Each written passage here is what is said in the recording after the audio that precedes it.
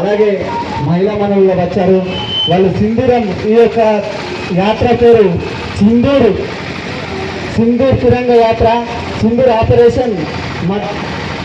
ఆపరేషన్లో మనమందరం ఆర్మీ పాల్గొని విజయవంతమైన సందర్భంగా సింధూర్ని ఇక్కడ బొట్టుతో ప్రతి ఒక్కరికి పెట్టి, ఇక్కడ ఉన్న వాళ్ళు హిందువులు అయితే గుట్టు, ఎవరైతే వాళ్ళకు దాన్ని పెట్టే విధంగా ఇక్కడ మహిళలు ఉన్నారు. దయచేసి సహకరించండి. నేను కోరుతున్నాను.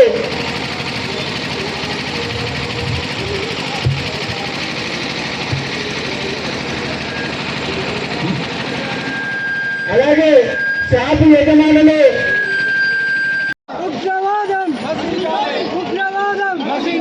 देश की रक्षा कौन करेगा? हम करेंगे।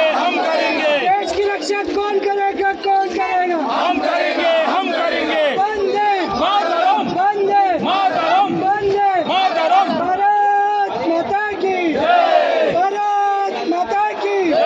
भारत माता की आवाज दो। देशमंटे मट्टी कादो, देशमंटे मनुष्युలు. जय माता, जय माता, भारत माता की जय,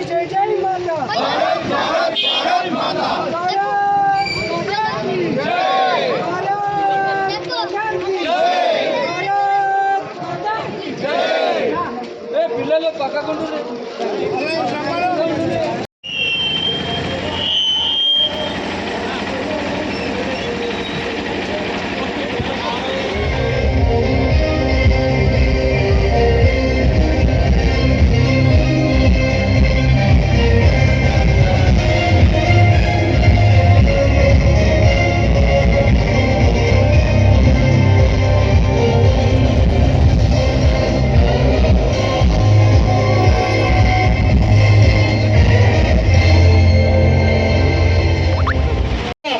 సైనికులు బార్డర్లో మన కోసం యుద్ధం చేస్తే వాళ్లకు మద్దతుగా మనం దర్పల్లి ఘటన నుంచి నేనున్నానని చెప్పుదామని దానికి ధీటుగా మనం ఇవాళ దర్పల్లిలో ఈ యొక్క తిరంగ ర్యాలీని నిర్వహించడం జరుగుతుంది.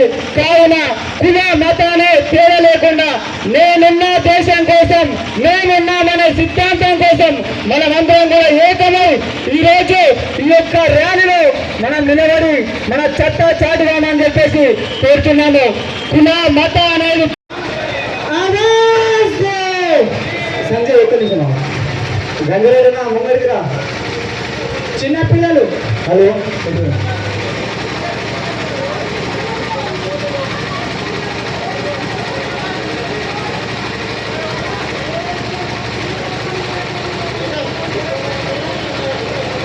జెండాలు ఉన్నాయి, ఇంకా కార్ల హలో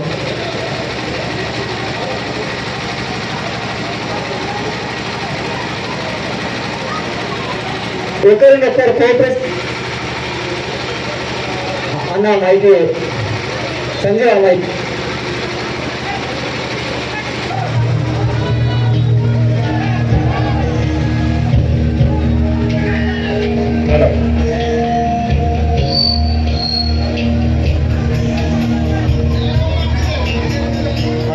బీజేపీ వెళ్ళమని సైడ్కి ఒకరినొకరు కోఆపరేషన్ చేసుకొని ఈ ర్యాలీని విజయవంతం చేద్దాం. దయచేసి ప్రతి ఒక్కరు సమన్వయం పాటించాలి. ఇది మనం దేశం కోసం, ధర్మం కోసం చేస్తున్నటువంటి ప్రోగ్రాం. దయచేసి ప్రతి ఒక్కరు సమన్వయం పాటించాలి. దేశం కోసం పనిచేస్తున్నటువంటి జగన్కి మద్దతుగా ఏదైతే ర్యాలీ నిర్వహించడం జరుగుతుంది.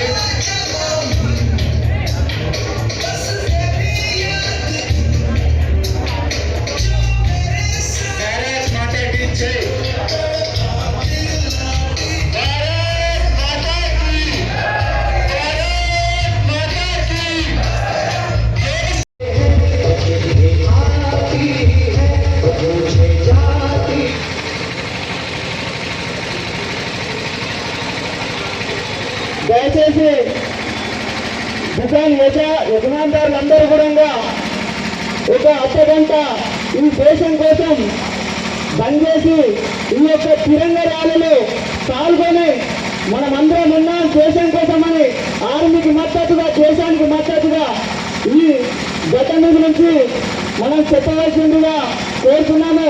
దయచేసి పార్టీలకు అతీతంగా ప్రతి ఒక్కరం కూడా కుల మత అనే భేదం లేకుండా మనమందరం ఏకమై ఈ రోజు ఈ యొక్క ర్యాలీ నిర్వహించి మనమందరం మద్దతు ఇద్దామని ప్రత్యేకంగా ప్రతి ఒక్కరికి పేరు పేరున కోరుతున్నాము. యాత్రలో భాగంగా మిన్నల్వై దర్పల్లి సిరికొండ మండలాల్లో యువకులకు అందరికీ పేరు పేరున ధన్యవాదాలు. ఈరోజు మన ఇండియన్ ఆర్మీకి సపోర్ట్గా వాళ్ళు బార్డర్లో ఉండి మన దేశం కోసం ఎంతో కష్టపడుతున్నారు. వారికి సపోర్ట్గా మద్దతుగా మనము తిరంగ యాత్ర చేయడం జరిగింది. దీనిలో భాగంగా మనందరము మతాలకు ఖచ్చితంగా ప్రతి ఒక్క దేశ పౌరుడు సపోర్ట్ చేసి మన దర్పల్లి మండల గ్రామాల నుంచి ఇచ్చేసినటువంటి యువకులందరికీ ధన్యవాదాలు తెలుపుతూ ముగిస్తున్నాను. జై జవాన్. దర్పల్లి మండల ప్రజలకు, సిరికొండ ఇందల్వై నుంచి వచ్చిన నాయకులకు పేరు పేరున భారత సైన్యం తరఫున, ఎందుకంటే ఈరోజు స్వేచ్ఛా వాయువు తీసుకుంటున్నామంటే ఇంత గర్వంగా ఇన్ని వందల వేల మంది దర్పల్లిలో జాతీయ జెండా పట్టుకొని భారత్ మాతాకి జైగొట్టుకుంటూ తిరిగామంటే ఆ బోర్డర్లో ఉన్న సైన్యం వాళ్ళు రక్షణగా ఉన్నారు కాబట్టి ఈరోజు ఇంత ధైర్యంగా మనం తిరగగలుగుతున్నాం. వారికి ధైర్యం ఎవరు అంటే నరేంద్ర మోడీ. ఇలా నరేంద్ర మోడీ ఒక్కడు కాదు, నరేంద్ర మోడీ బీజేపీ నాయకుడు కాదు, నరేంద్ర మోడీ భారతదేశం సంబంధించిన 140 కోట్ల మందికి ప్రతినిధి. 140 కోట్ల మందికి ఈ సైన్యానికి, భారత సైన్యానికి సర్వాధ్యక్షుడు ఆయన నిర్ణయం. ఆయన చెప్పాడు, నా కాశ్మీర్లో హిందువులను అడిగి అన్నా 3 నెలల పెళ్ళైంది, భార్య ముందర భర్తను బట్టలిప్పి హిందువా ముస్లిమా చూసి మోల్దారా లేకపోతే ఇంకా కిందికిప్పి చూసి ఇడు హిందువు అని చంపిరన్న, భారతీయుడని చంపిరన్న. 50 ఏళ్ళు జీవితంలో కష్టపడి భార్యను తీసుకొని కాశ్మీర్ చూపిద్దాం, ఎండాకాలంలో ఎండలు ఎక్క కొడుతున్నాయని ఒక అన్న పోతే ఆ తల్లి ముందట అన్నం చంపేస్తుంటే నన్ను కూడా చంపుర్రి అంటే ఈ మోడీ చెప్పుకోరన్నాను. నేను ఇవాళ చెప్తున్నా, అరే ఆ మోడీ చెప్పన్న కుక్కల్లారా, పాకిస్తాన్ పేరు ఉగ్రవాదులారా, మోడీ ఏం చేయగలిగిరా? ఇద్దరు నా ఆడబిడ్డలు, ఇద్దరు పైలట్లు 23 నిమిషాలు పాకిస్తాన్ ఉంచ ఓపించారన్న పాకిస్తాన్. అది అన్న భారతదేశం. నీకు నరేంద్ర మోడీ అవసరం లేదురా. నా దేశంలో ఉండిన నా ఆది పరాశక్తి అయినా నా మహిళలు నాలిద్దరని చెప్పి ఇద్దరిని పంపించారన్న. ఇలా దేశం నలుమూలలో ప్రపంచం ఆశ్చర్యపోయింది. అరే చైనా డిఫెన్స్ సిస్టమ్, టర్కీకి సంబంధించిన పైలట్లను పారిపోయిన అడిగేది వాళ్ళందరూ కూడా ఇలా మాట్లాడుతుంటే ఒక నీకు దేశ సైన్యం గురించి గర్వంగా ఇంకోసం అవసరం ఉంది. నేను ఒకటే మాట చెప్తున్నా, దర్పల్లి గాంధీ కాదు హనుమాన కాడిలో వాడి మాట్లాడుతున్నా. ఈ దేశం భద్రత ఉండాలంటే దుబాయ్ ఉన్నారు కదా మనోళ్ళని ఇలా అడుగురన్నా చెప్తారు. ఎందుకంటే కొంచెం దూరం ఉంటారు, వాళ్ళకి కొంచెం దేశమన్నా మనమన్నా ప్రేమ ఉంటుంది. వాళ్ళు చెప్తారు, ఈ దేశంలో నరేంద్ర మోడీ ఉన్నంత వరకే మనం స్వేచ్ఛావాయువు తీసుకోగలుగుతాం. ఇవాళ మంచి దేశాలు రష్యా, ఉక్రెయిన్ అని ఇంత ఉంటుందన్న. రష్యా 3 సంవత్సరాల వీలైంది, 2 సంవత్సరాల వీలైంది కొట్లాడుతుంది. ఇంకా దిగలే. రష్యా ప్రపంచంలో అతి పెద్ద కంట్రీ, బాంబులు ఉన్నాయి, పైసలు ఉన్నాయి, అన్నీ ఉన్నాయి.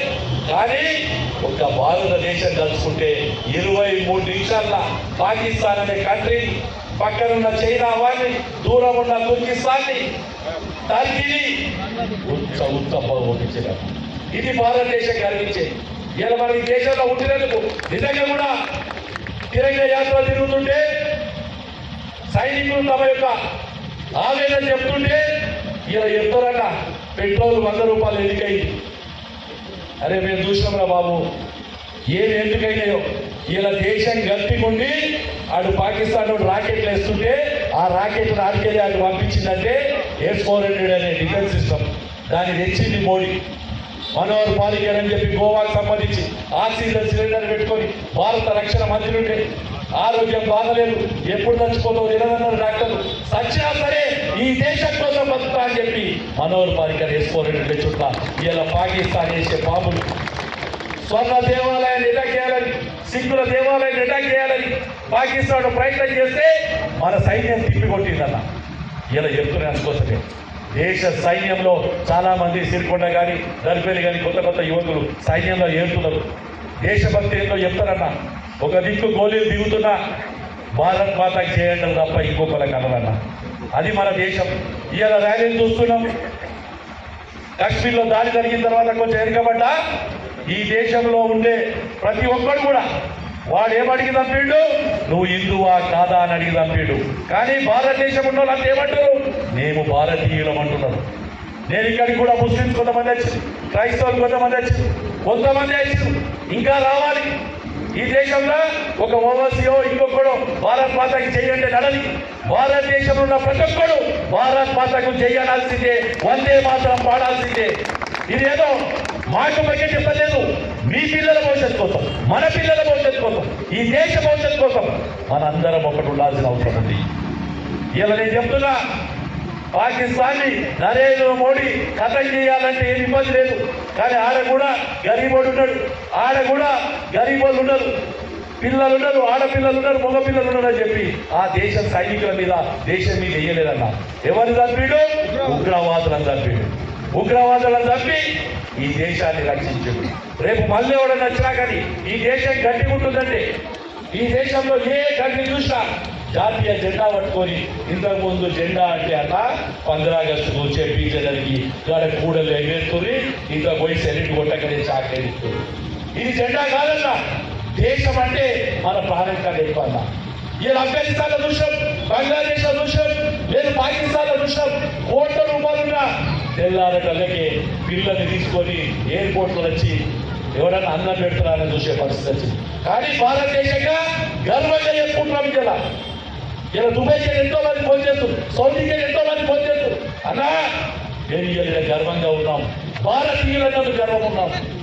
మా మతం ఏదని అడిగారు, మా కులం ఏదని అడిగారు, సంపెటోడు వాళ్ళు రెడ్డి అని అడగలేదన్న, రావు అని అడగలే, కాపు అని అడగలే, గౌడు అని అడగలే, పద్మశాలి అని అడగలే. చంపింది ఏమని? హిందూ అని చంపిండు. ఇలా హిందూ అని చంపినాడు, రేపు భారతాన్ని కూడా చంపుతాడు. కాబట్టి నేను అందరికీ కోరేది ఒకటే, ఎప్పటి వరకైతే నరేంద్ర మోడీ నాయకత్వం ఉంటుందో ఈ దేశం గట్టిగుంటుంది. ఎప్పటి వరకైతే నరేంద్ర మోడీ సైన్యానికి సర్వ శక్తులు ఇస్తున్నాడో ఈ దేశం గట్టిగుంటుంది.